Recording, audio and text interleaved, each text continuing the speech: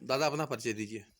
मेरा परिचय है बाबा सुरेश चंद्र वर्मा, जिला अध्यक्ष भारत मुक्ति मोर्चा बाराबंकी। ये एक राष्ट्रीय संगठन है। इस संगठन का उद्देश्य है कि भारत को आज़ाद कराना। उस आज़ादी की लड़ाई भारत मुक्ति मोर्चा लड़ रहा है। 15 अगस्त 1947 को जो आज़ादी मिली वो हमारे मूल निवासियों की आज़ादी नहीं थी,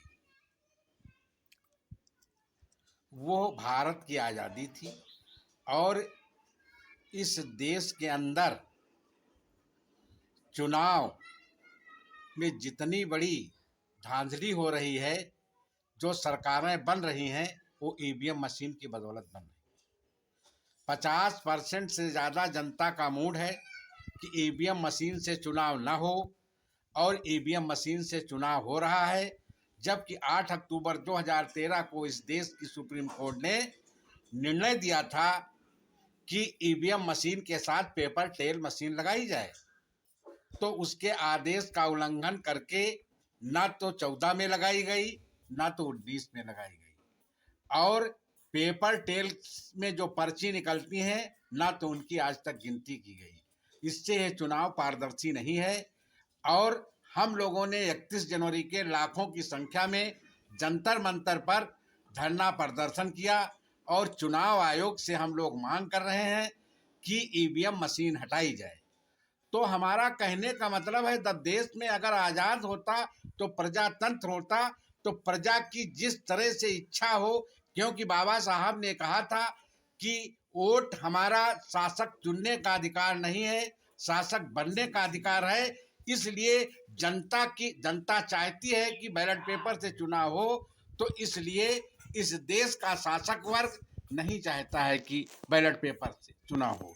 बैलेट पेपर से जब चुनाव हो, जो सरकार चुनकर आए, उस सरकार को हम संवैधानिक लोकतांत्रिक सरकार हम लोग मानेंगे। तो क्या जो अभी तक चुनाव हो रहे हैं ईवीएम से, इससे आप संतुष्ट नहीं हैं? बिल्कुल नहीं। कारण क्या है? कारण क्या है कि इस देश के अंदर ईवीएम में कोई पारदर्शिता नहीं है।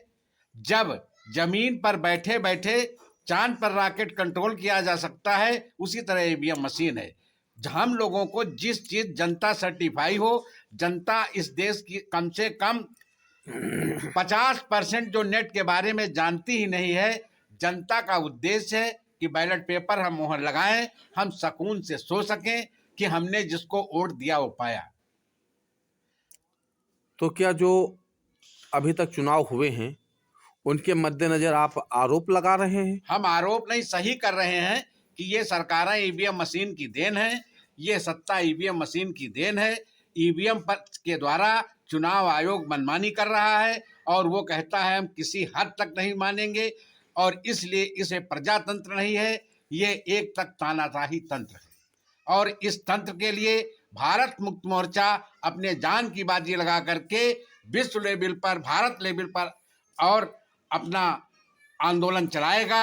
अगर चुनाव आयोग मनमानी कर रहा है, हम लोगों की बात नहीं सुन रहा है, तो हम लोग पोलिंग बूथ पर ईवीएम मशीन तोड़ने की तैयारी करेंगे।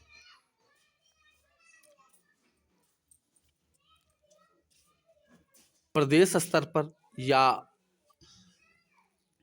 राजधानी स्तर पर जो चुनाव हो रहे हैं, क्या अन्य पार्टियों को वोट नहीं मिल रहा है? अगर ऐसा नहीं है तो अन्य पार्टियां भी कैसे जीतती हैं?